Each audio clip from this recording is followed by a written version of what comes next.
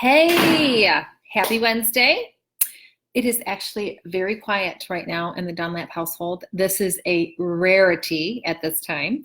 Usually it's really loud. Now, I personally like it like no TV. I'm not a TV person. But anyway, nobody's really home. And I thought that I would take advantage. So anyway, Kelly Dunlap here, metabolism and hormone fat loss coach. And I wanted to give you a quick tip. I think that so many people struggle with this, and I thought that if I gave you a little bit of knowledge with regard to how your hormones operate during your menstrual cycle, and if you had some awareness as to how everything works, then you would have better control with your choices when this time comes. Okay, so first of all, let me just say this. Number one, you've got two phases within your cycle, and we're going to talk about the first phase and the second phase. What I mean by that is in the middle of your cycle, you've got the ovulation, okay? So there's two different things that go on during both times. Now, it's actually pretty cool because if you understand your cycle and how you can manipulate things because of the hormones and use things to your advantage, it's actually a pretty cool thing. The other thing that I want to say this is this. If you are a menopausal woman and you are watching this, I want to tell you one thing. The biggest two things that you need to watch, three things. Because let me tell you, menopause is like a shitstorm. But it doesn't mean that you're stuck with the body composition change that happens. And what I'm talking about is the midsection that you find that starts to all of a sudden show up. And you're like, well, where the hell did this come from? Where is my hourglass figure? Where is my waist? It all has to do with your estrogen, progesterone, and testosterone levels, okay? So the three things I'm going to tell you right now, I'm not going to talk about menopause, but I'm just going to tell you this tip right now, you menopausal women that are watching. Number one, get your sleep. Number two, watch your stress. And number three, watch your carbohydrates, okay? So when you are even perimenopause, right? So perimenopause is kind of a erratic stage, okay? So perimenopause is very like you're up and you're down because your hormones are kind of spiking randomly, and it's like, you're like, holy shit, oh my God, what's wrong with me? I just can't control, da, da, da, da. So, you kind of go through these phases of a shitstorm, and it just is what it is. But if you understand that when you are menopausal, once again, hang tight with me. I just want to get this out there. When you are menopausal, you are extremely sensitive to stress, and you are really sensitive to carbohydrates, okay? So I just want to get that out of the way. Now, the other thing that I wanted to share too is don't forget to opt in to my belly fat mini series that I'm doing. We're going to talk about menopausal women. We're going to talk, and like special populations is what I'm calling it. We're going to talk a lot about the special populations. Like if you have PCOS, or if you know somebody that has PCOS, make sure you opt in. Okay, it's kellydunlap.com/lose belly fat, and I'll put that link in here. Now, let's talk about your menstrual cycle. I really should have a visual, but we'll talk more about this during the mini series, but I just wanted to give you a heads up. Okay, like I said, it's kind of quiet in here right now. I'm like, I'm going to take advantage of this. I was actually going through some of my some research. It's not really research, it's basically forms that have been submitted to me, and there's so many people that talk to me about their cravings and oftentimes how it comes right around that cycle. Now, there's two things that go on here. Number one is your cycle. Number two is the mental part of it, and we're going to talk about that as well, okay? So let's talk about the cycle. So you've got the cycle, which is a total of 30 or 31 days or 28 days, whatever it is that your cycle is, right? Then right in the middle is when you do your ovulation. So sorry, I have no idea why that's happening. The first part of your cycle, you are going to be more estrogen dominant. Now listen, I'm going to tell you, I love estrogen because you feel like a rock star. You have more energy. This is actually a time that if you are somebody that's an avid exerciser or somebody that likes to lift weights, look at your cycle and shoot for your personal records during that time. The best time to shoot for a PR in your cycle is right there in the middle, like right just before the progesterone phase comes in, okay?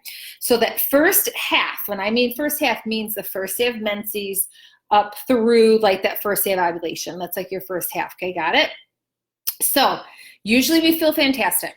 We don't really have cravings during that time. We just don't, okay?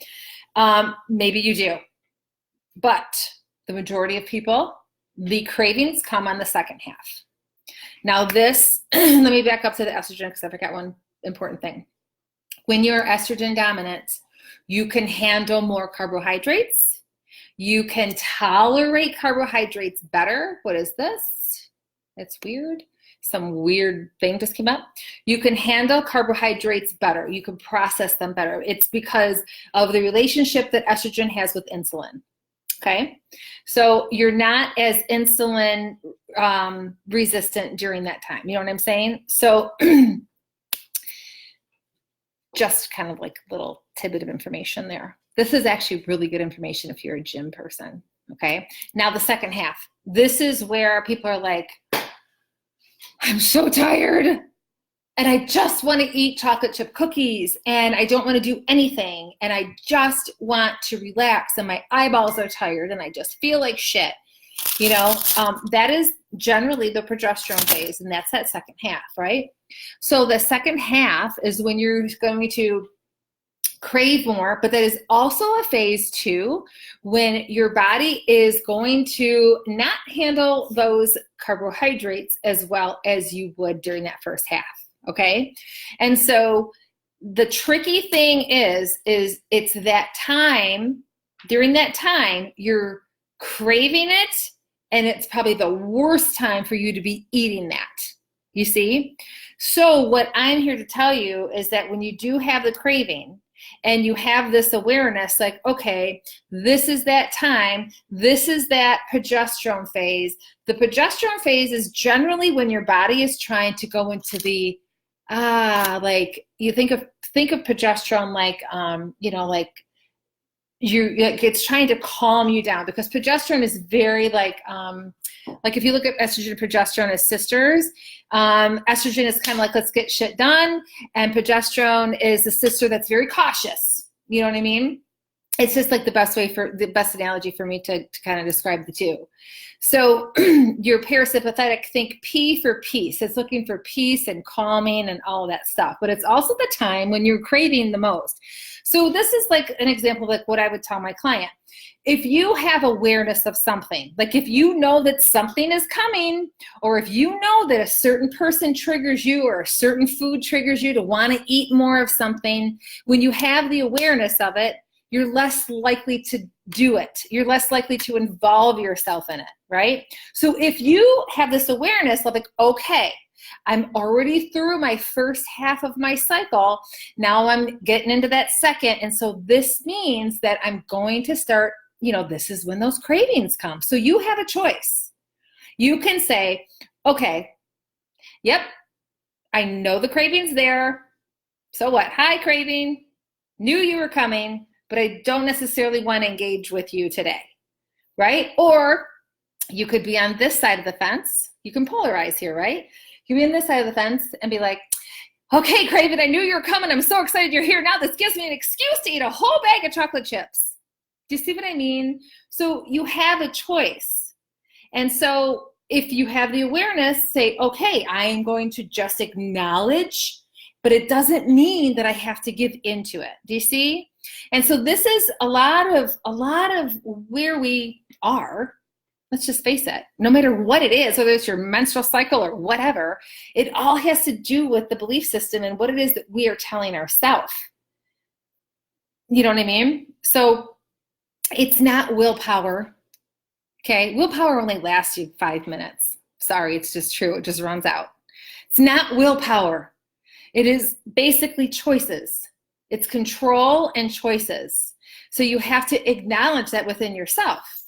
You know, like, you can probably pinpoint times when you're like, oh my God, every time I went there, I made such a bad choice and whatever, or every time I just make the worst choices. And so then you have a choice to continue to put yourself in that position, or you finally say, to yourself, you know what? I don't want to put myself in that position anymore because I don't want to make those choices. I'm just not in a position right now to make good choices when I am in that spot. Does that make sense?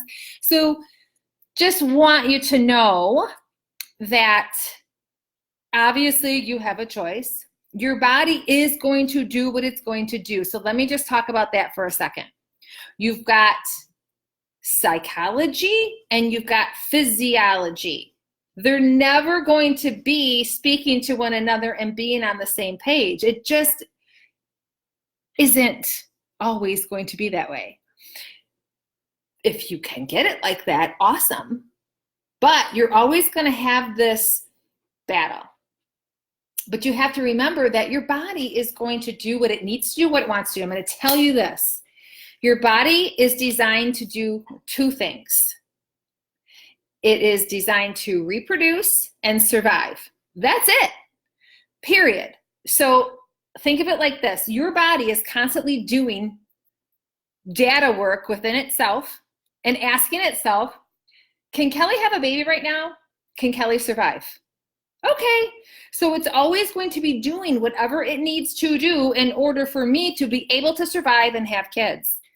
So if you can think of it in that regard, like it really simplifies things. You know what I'm saying? If you think of it like, oh, okay. And half the time people think that their body is working against them when it's really just doing what it's designed to do. So if your body thinks like, oh, okay, she's reduced her calories. We must be, there must be a scarcity of food. I am not surviving. I'm not going to be able to survive with this little bit of food. So I'm going to hold on to what I have because I really want her to have a baby. Does that make sense? We got to have the fat so that she can have the baby. That's always these two things that's going on in your body. It might be like, what, Kelly, you're fucking cuckoo, but I swear to God, it is what it is, right? So, or let's say I'm exercising all the time like a crazy person. Okay, exercise crazy. At first your body will respond, it will, but it will halt because it's going to be like, whoa, wait a minute. Okay, we're exercising a lot. We must be, and I'm telling you, we must be running from, and I'm going back to the caveman days, we must be running from prey.